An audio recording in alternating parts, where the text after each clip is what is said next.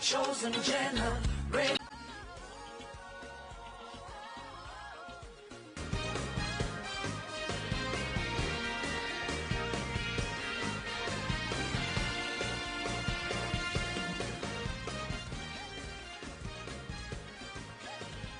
All right, I hear my panelists discussing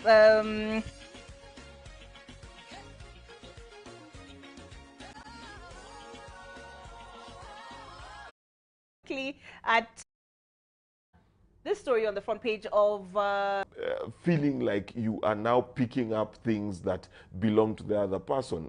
You can talk about Vision 2030. Vision 2030, we worked very hard at it. It was a big thing during Kibaki's time. By the time Uhuru came in, it dwindled in importance a bit. Today, we don't talk about it at all.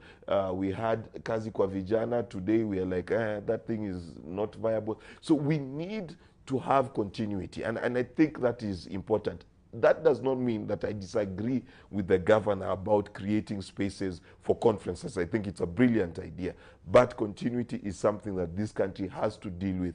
And I was passing by a market in Naivasha where Arnold did not go. There's a market that has been abandoned by the current government that was being built by partly foreign funding, partly county government. The county government has basically sat on its hand about it. So the market is stuck simply because it was a Lee project. Really? Was Lee going to take it at home, or does it fit in his bedroom? As in, it's a public good. So that there needs to be that change in leadership, that just because it was branded by someone else when they started it does not mean you can't continue it. All right, your thoughts, Arnold? I think in 2016, from 2014 going to 2016, I was part and parcel of the team that worked on the Nairobi Integrated Urban Master Plan. I was in the social pillar and then we'll sit in the plenary for a lot of it, of what is called new plan today. And a lot of the problems we have around transport, if you're going to have a working city, it must actually have transport that is affordable besides housing and all the other aspects. Green Park, of course, was going to fail. Because as it is, it's one thing that, you know, when the new master plan for Nairobi was actually passed, after very serious input from Jkia, actually Jkia gave us a lot of support to build on that. They gave us a lot of money. That is money that Mayor Ladwa then had actually raised. The master plan we have today was actually fundraised for and partly pushed through when Ladwa was the mayor. So we then did the master plan that everybody else admires. Actually, the Nairobi master plan is like the Constitution 2010. Literally everybody wants to look at that particular master plan. What we have had has been quite sad, because successive governments, where they do not see money, they have really been slow on a data-driven master plan like the Nairobi new plan.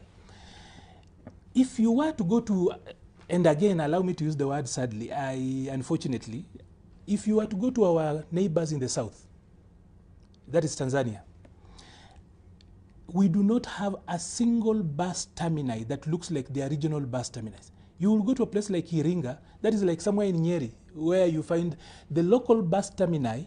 If you compared Green Park to the bus terminal in Iringa, Green Park looks like a cowshed. You cannot evacuate people from, you know, a lot of us are coming from the CBD. How do you then get people from Green Park to the CBD? There is no flyover. How are you going to get a flyover, either underground Uhuru Highway or over the expressway? It's impossible. We've trialed. Mark was saying that people don't like it, or rather a new administration is not following through with the others.